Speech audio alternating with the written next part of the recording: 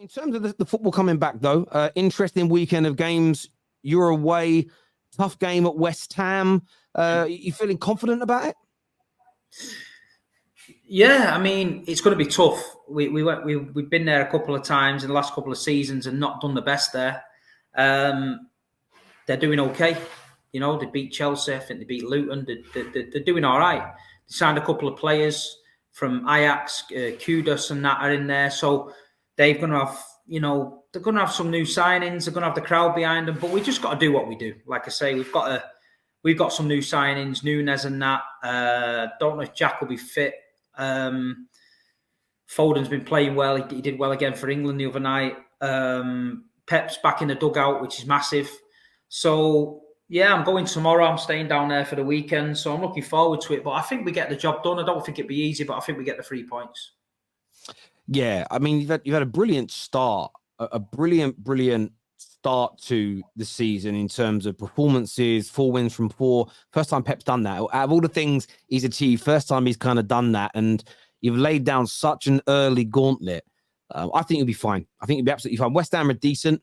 Listen, I'd love it to be a shock because I feel like if you can get City dropping a few points early on in the season, it kind of keeps the hope of title races for other teams alive a little bit more. If you guys end up winning your first 10, 11, 12 games and everyone else drops points, it's over before it's even started. I want one of them seasons, Terrace, where we win it by Christmas because I can't handle it anymore. It just drains the life out of me going deep into these seasons like that. But I don't think it's going to happen like that. I think, we usually start slow, to be fair. First 10 games, we usually drop some. I can't see us going 10 games undefeated early doors. I can't. But, yeah, we're doing all right. And like you say, West Ham are doing okay. Brighton's been the team for me. The one I enjoy watching Brighton play football. I watched them the other day and I thought, stop playing football. I was talking to someone today about Jurgen Klopp and saying German national team might be interested in Klopp. If that's the case, if I'm Liverpool, I'd be straight on the phone to Brighton and get him out of there. 1,000,000%. Well, timing's everything, and I think I've seen a few things saying that Klopp's distanced himself from that job. But the Klopps and the Peps of this world, they might still stay for another 4, 5, 6, 7 years. But maybe there's only 2 or 3 years left of them in the Premier League. And De Zerbi, if he keeps improving, I think both clubs would be looking at him. I suppose the only question mark is he hasn't won anything, and there is a difference between coaching a team and getting over the line and winning trophies. But yeah, Brighton have started the season well, and I'm worried about playing them this weekend. They're coming to Old Trafford. Look, we have a very, very good home record. I think I'm sticking my neck out. I think United gets beat off Brighton a weekend. Really? Yeah. Why do you think that will happen? I just think they're a better team than you. I think on the pitch, they're a better team than you. I think they've got the team spirit. They play better football. They're dangerous. I think I can't imagine Man United being a happy place this week when they've come back. Can't imagine it being all rosy in the camp. And I just think if I'm playing Man United this weekend, I'm looking at that as a massive bonus. And I think Brighton will beat United. Mate, it's a fair shout. They're the last team to beat us at Old Trafford in the league. So it would be almost kind of ironic or sort of poetic for them to be the team that breaks this 31-game unbeaten run. But I feel confident about it. I actually think that in our last couple of games, we've played quite well. I know we conceded early against Forest, especially the second goal was a freak goal. It hit someone in the face. He didn't even try to head the ball and it went in. But we then played very well after that. I'm not saying Forest and Brighton are of the same level. And I thought we were well away from home against Arsenal and, hair's breadth away from being one of the very few teams to beat them at the Emirates in the league for a very, very long time. And I think there was something in that. Amrabat should be fit. I know he pulled out of international duty, but we know that. Having him in the middle, Højlund starting the game. Yeah, for me, I'm confident we can beat them. Am I going into this game thinking it's a foregone conclusion? No way. Brighton are very, very good indeed. The great thing about playing Brighton is they'll attack you. And I think that helps Man United in terms of there being space to run into, especially for the likes of Marcus Rashford and Højlund. But yeah, viewers, let us know what you think about that game. How about Arsenal? Because their fans obviously very confident after the way they beat Manchester United. They're away against Everton, where they do have a bit of a patchy record in recent times.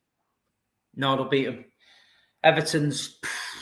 Wow, Everton. Can't even describe it. They're shit.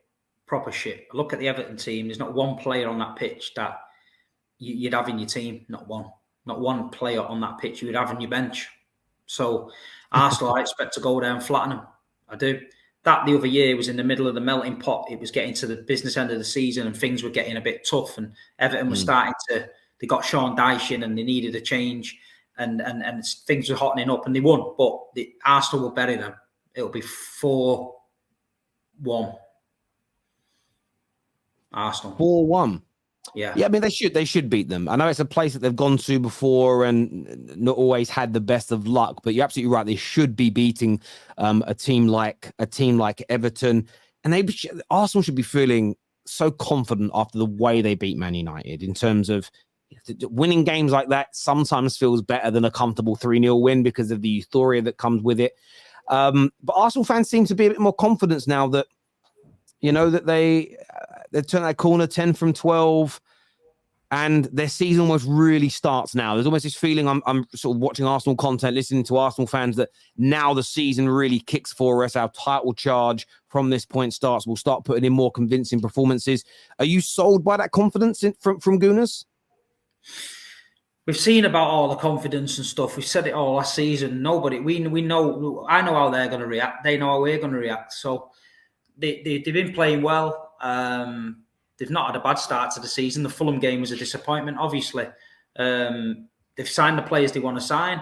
They've just got to keep doing what they're doing and get to where they need to get to. The only good season for them after finishing second is to win the league. So they've got to go and win the league now. So, like I said, no point dancing around at the end of September when you've put a few wins together because it means now you've got to go and do it. And, City we ain't giving that title up to no one. So I'm looking forward to the challenge, yeah. But I think they wipe the floor with Everton.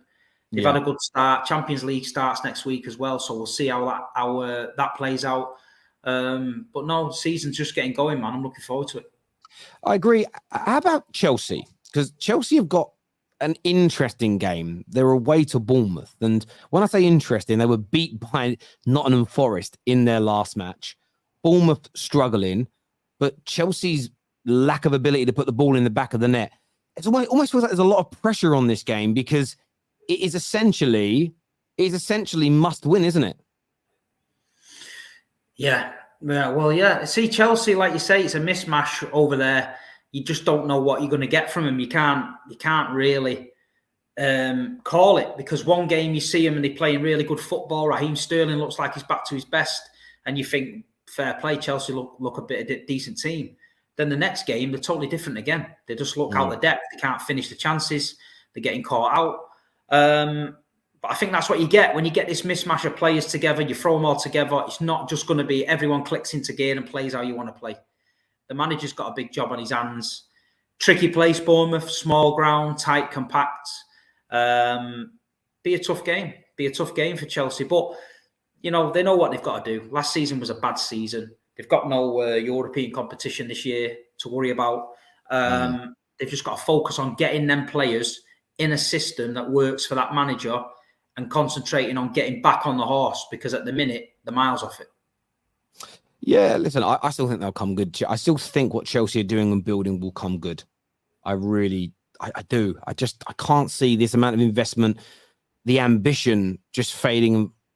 Like they're not firing on all cylinders, but it isn't for a lack of trying. And although Man United are ahead of them right now, I would still rather have their owners than mine. I still would rather have owners that are trying to build something. And theirs might be a project that takes longer to get to the optimum level.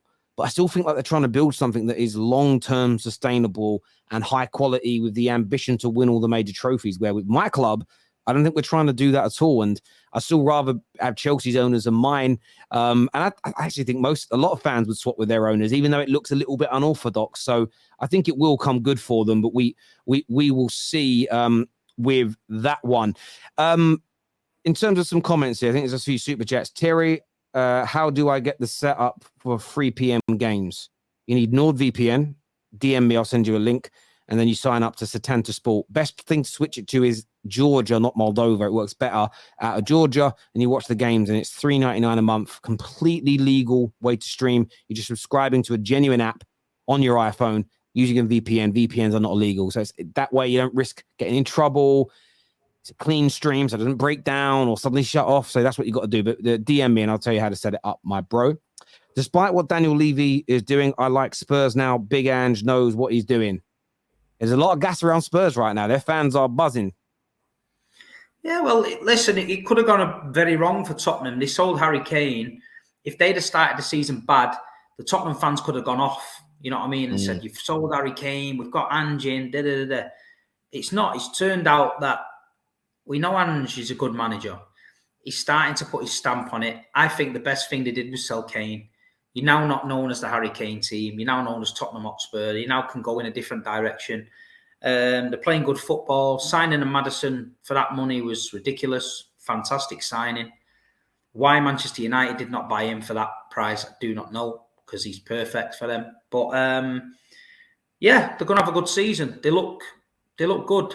You know, it's all right having that early bounce with the new manager.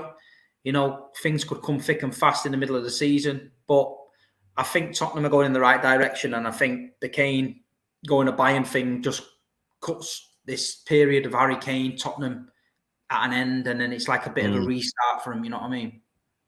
I agree. I think I always felt Harry Kane leaving would help Tottenham and make them a better team, because it can be galvanizing, especially when the players will sit there they'll sit there in the training ground with Sky Sports on, or they're listening to the radios or on socials, hearing how Spurs are done. That galvanizes people. It makes it, we'll show you how bad we're going to be without Kane. And that's no disrespect to him. So they've started well, and it doesn't feel like new manager bounce. It feels like a team that's playing really good football, that has a bit of confidence and swagger back about it. Now, whether that translates in the future to trophies or not is another debate and another question.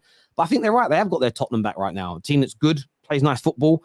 Let's see how much kind of further that can go. The thing is with Tottenham, when you watch Tottenham in that documentary on Amazon, the place stunk. You looked at there was players pulling up in training. I've hurt my leg, he's kicked me and all that, and fucking just looked like a soft ass place to be. And you look round, it didn't look like it had winners there. It didn't look like it had any aggression in there. It just looked like soft and shit. That's why when Mourinho was in there, he was trying to bring this hard image to the club, and everyone was a snowflake and everyone was melting every time Mourinho did something. And then they brought Conte in, same kind of manager, very stern-faced, very angry, started trying to put discipline around the place. Didn't work. This Ange's come in. He's a very nice, well-spoken guy. He's gone with a different approach. He knows football. He's very tactical. He goes in the press conference. He's got all the press eating out of his hands. He's very, very knowledgeable. He'll talk to everybody. And I think he's made Spurs a nice place to work. And I think the players are buying into it, and they look like they're enjoying the football. Whereas under Mourinho and Conte, they look like they couldn't fucking wait to get out of there after training. You know what I mean? They didn't want to be anywhere near the gaff. So I think it's a breath of fresh air. I think he's just give Tottenham a new kick. And yeah, I like him. I think he's good. I like him. Yeah, no, I hear what you're saying. This here says, Terry, why do you cover small clubs like Spurs and City? That's from Top Gooner. Cheers, mate. I'm taking it one game at a time. I'm worried about injuries to Maddison, Romero, and Son. Yeah, listen, I get why you'd worry about that. And I think that's why Spurs fans shouldn't get too carried away. I wouldn't start running my mouth off to other clubs yet and acting like you've just won the Champions League or the Premier League, because a few injuries or a little bad patch and things can come on top. But I think you're right, mate. It's been a very, very good start. And I think Ange just started very, very well in English football. He really has. Steve, look, I want to say a big thank you.